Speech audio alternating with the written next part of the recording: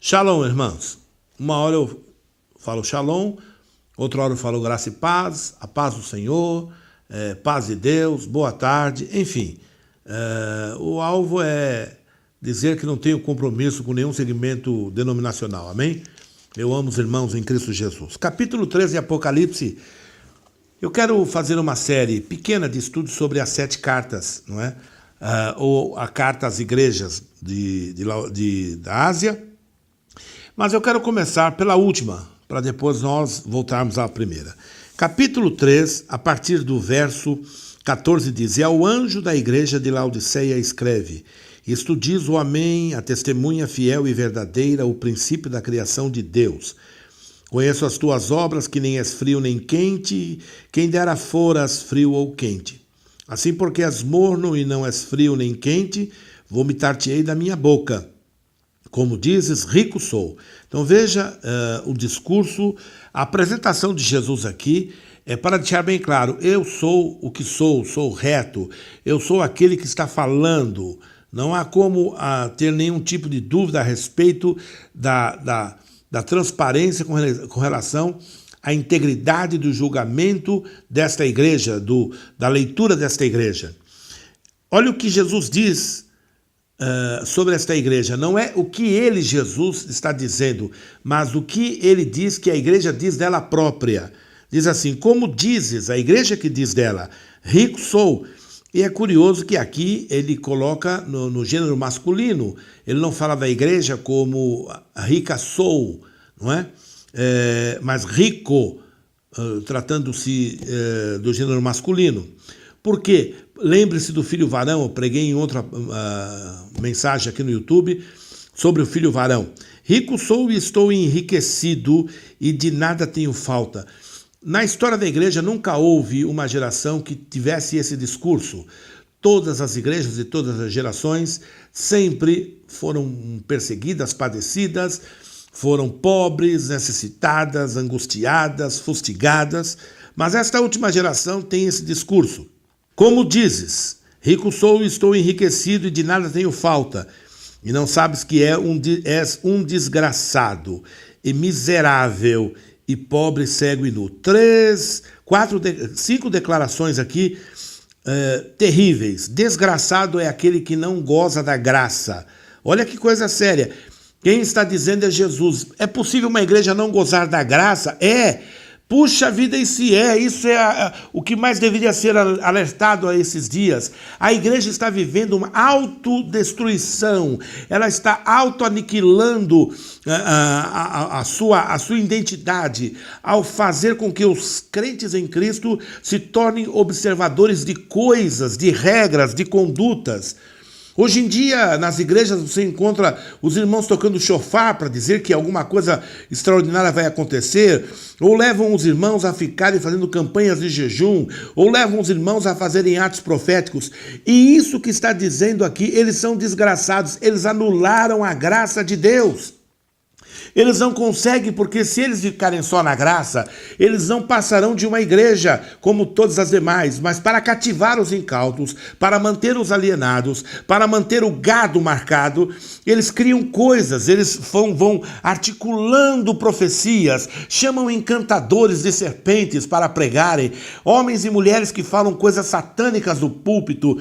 Eles chamam especialistas em feitiçaria, eles chamam pessoas para dar testemunhas que foram expert na magia. Como é que a igreja pode parar para ouvir uma pessoa falar sobre o diabo? Olha, eu vou dizer como é que o diabo faz. Eu não quero saber o que o diabo faz. Eu quero ficar próximo, ouvir a respeito do meu Senhor e Salvador Jesus. Então ela é uma igreja desgraçada. É o que diz aqui. E miserável. Ela é miserável no seu coração, porque ela é amante de mamon. Ela serve ao dinheiro. Então, quem serve ao dinheiro, a Bíblia diz que nunca se farta dele. Quem ama o dinheiro é miserável. Então essa igreja é miserável porque ela ama o dinheiro. Ela é pobre, por quê? Porque ela não é rica para com Deus, ela não tem nada, Deus está ausente desta igreja, então ela é pobre, miserável. Ela é cega e nua, cega porque não consegue ver a desgraça em que ela está vivendo. Se você for falar para o irmão, olha, irmão, presta atenção, Se você encontrar um irmão de uma igreja dessa e falar a verdade, bem, você pode até falar mal de Jesus, ele vai aceitar. Mas se você falar mal do nome da igreja dele ou do bispo dele, rapaz, ele fica bravo, ele fica pronto a fazer uma jihad, gospel. A coisa é muito terrível, muito terrível. Muito bem, mas tem uma outra coisa aqui que é importante, nu. O nu, lembra-se, nós temos que ir lá no Gênesis.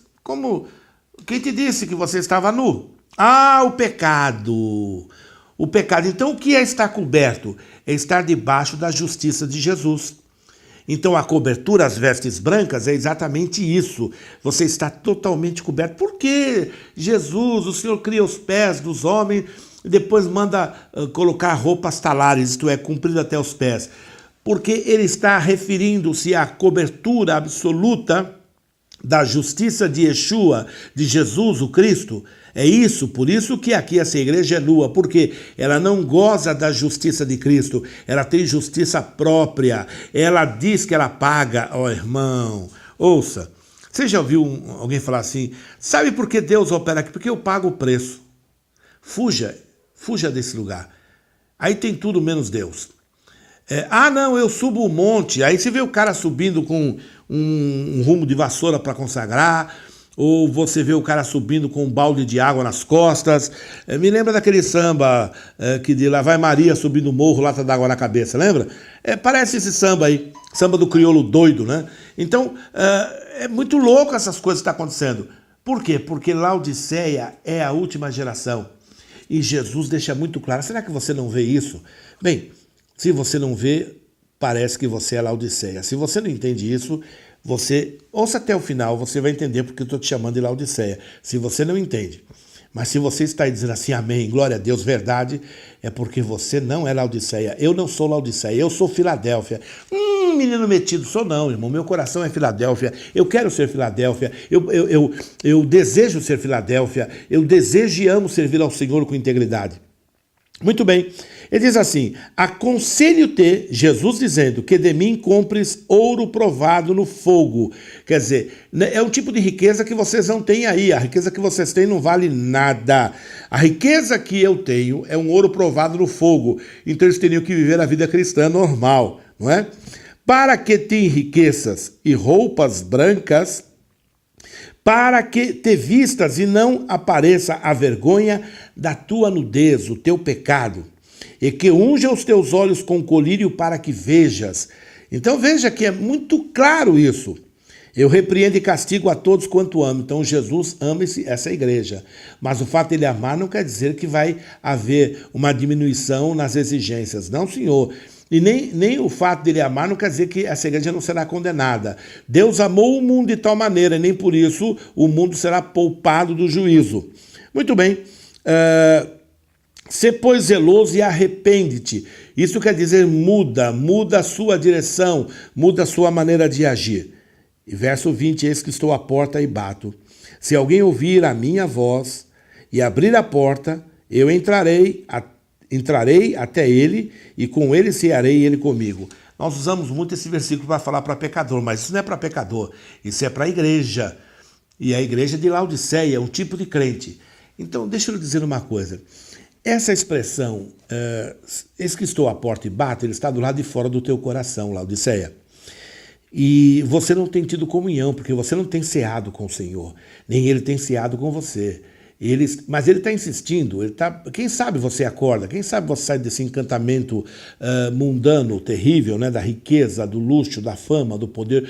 Meu pastor, ele tem 45 cursos, ele é um homem de Harvard. Uma menina falou assim, meu cachorro também tem raiva. Eu falei, não é raiva, não é Harvard, é uma faculdade, senhora. Ah, pois não. Então, as pessoas estão achando que ser servo de Deus é ter uma galeria de troféus conquistados no mundo. Meu irmão, me mostre um apóstolo de Cristo ostentando esse tipo de coisa.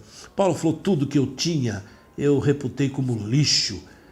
Nada me serviu de nada para que eu pudesse compreender a beleza, a glória do mistério de Deus em Cristo, não é?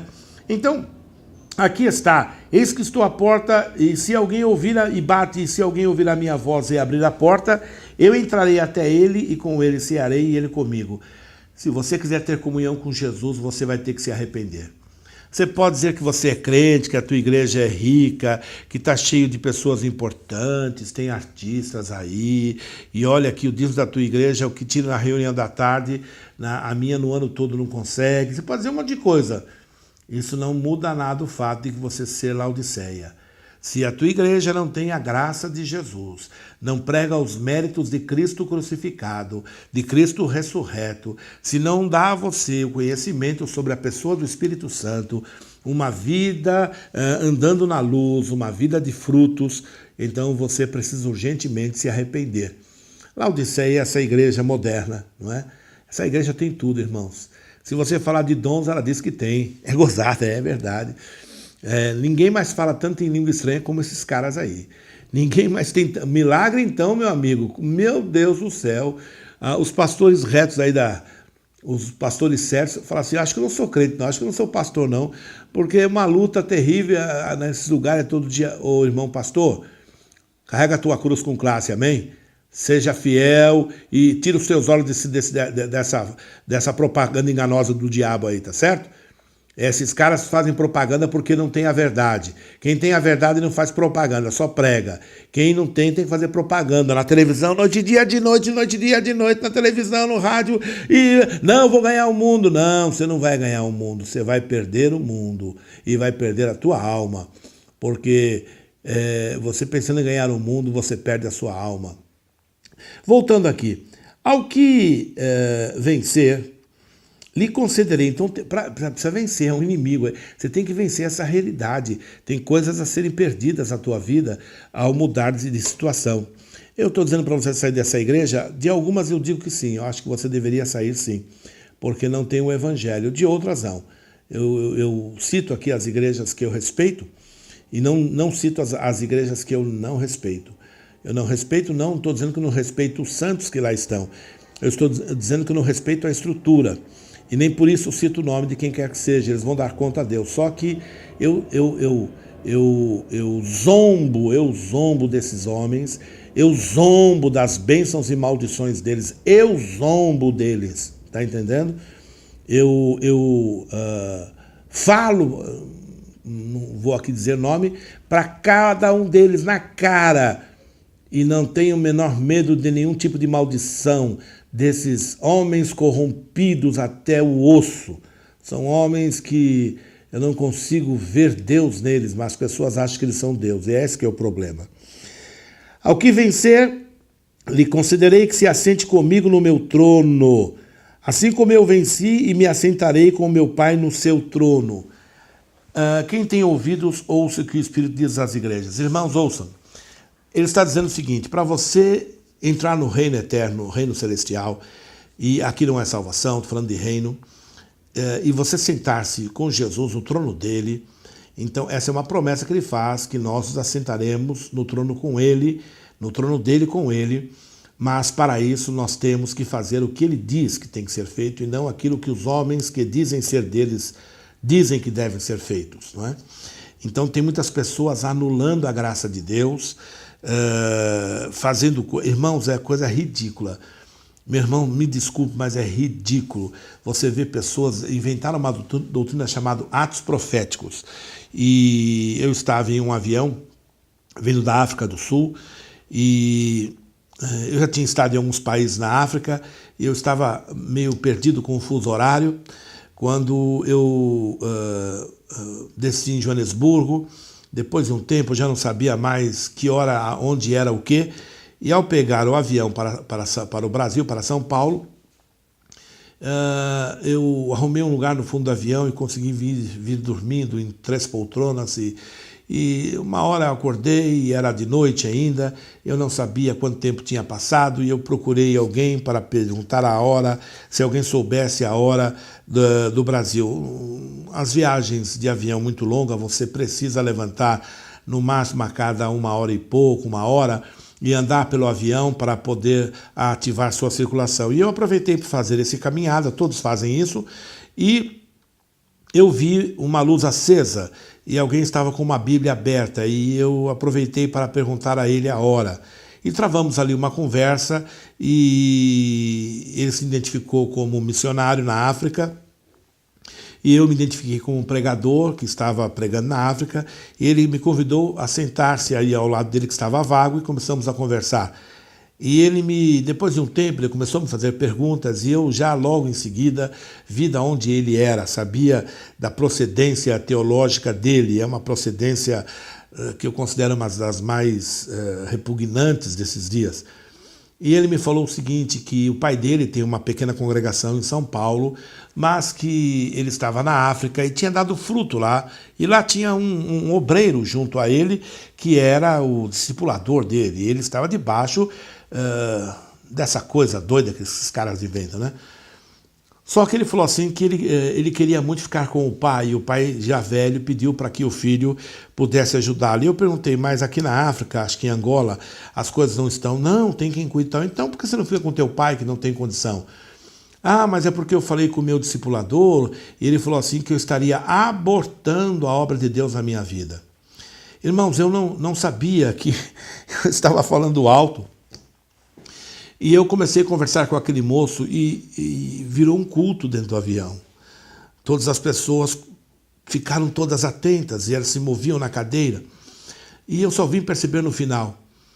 E eu falei assim, olha irmão, me perdoe, eu não sei quem é essa criatura que te falou isso. Eu não sei que tipo de ensinamento você tem recebido, mas uma coisa eu quero te dizer. Você vai ter que decidir se você crê em Jesus ou você crê nesse cara aí. Ele falou, por quê? Porque a Bíblia diz, Jesus falou que a obra que ele começou em você, ele aperfeiçoará até o dia de Cristo. Ele não diz que nada aborta, ele diz que vai aperfeiçoar. Esse cara falou que aborta. Sabe o que ele está fazendo? Colocando tormento e medo na sua vida para você servi-lo, para você fazer o que ele quer, para você ser um dos seus discípulos, do 12 dele, lá sei que diabo que é isso, né? E assim por diante. Então eles são feiticeiros manipuladores, esses homens são feiticeiros, esses homens que fazem isso são feiticeiros manipuladores.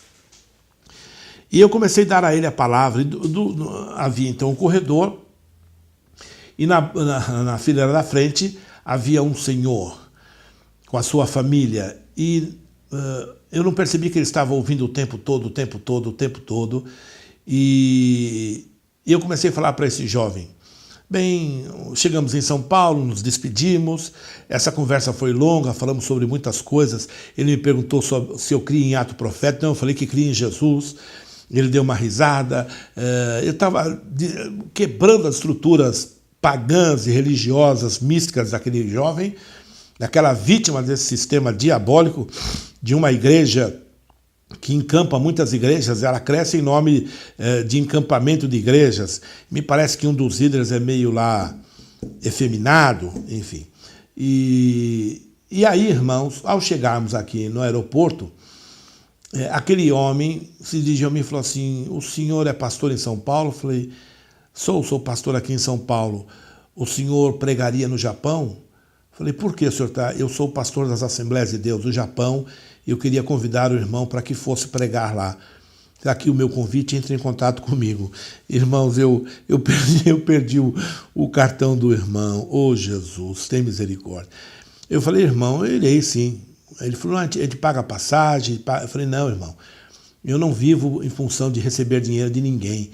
Meu papel é servir a Cristo. Então, para resumir, aquele jovem, depois de uns 6, 7 meses, um ano, não lembro mais, me localizou minha filha na internet e deu um depoimento que me abençoou. Falou assim, eu queria agradecer ao pastor Horácio, porque eu o conheci dentro de avião e ele libertou a minha vida de uma estrutura religiosa que eu não conseguia ver que eu estava cego. Bem, tudo isso para dizer o seguinte, ele não estava só cego, ele estava nu, ele era um desgraçado, ele era um cego, ele era uma pessoa pobre e miserável. Por quê? Porque ele estava servindo de coração uma estrutura diabólica, um esquema diabólico. Irmãos, ouçam, essa ideia de você ter que alcançar um alvo de vidas salvas, isso é no mínimo diabólico. Não existe nenhuma referência bíblica. Isso é modernismo diabólico na igreja, tirando a paz dos salvos. Essa é a Laodiceia. Por isso que nós estamos vendo hoje esse discurso a cada dia mais. E o que eles dizem? Nós temos... É curioso que esses caras, quando se encontram comigo, eles querem contar vantagem. Assim, nós, nossa igreja, temos 2 cultos por dia. Falei, que coisa de louco, né? Quase que eu pensei, a passeata gay também cresce. A Legião da Boa Vontade também cresce. Tudo cresce. A torcida do Corinthians. Irmãos, quem falou para você que a igreja está disputando alguma coisa com alguém? A igreja não disputa, a igreja é. Então, para encerrar, meu irmão, abra teu olho, você que está nesses movimentos de prosperidade, de movimentos eu não vou citar, senão eu vou pecar.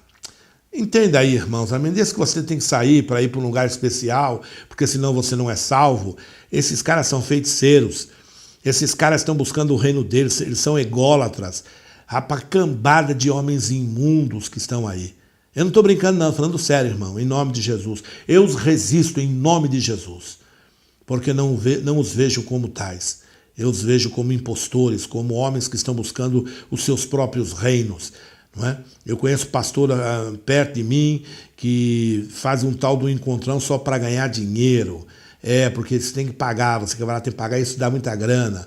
Ô, irmão, seja liberto em nome de Jesus, amém? Acorde, igreja, que Jesus está voltando. Deus te abençoe.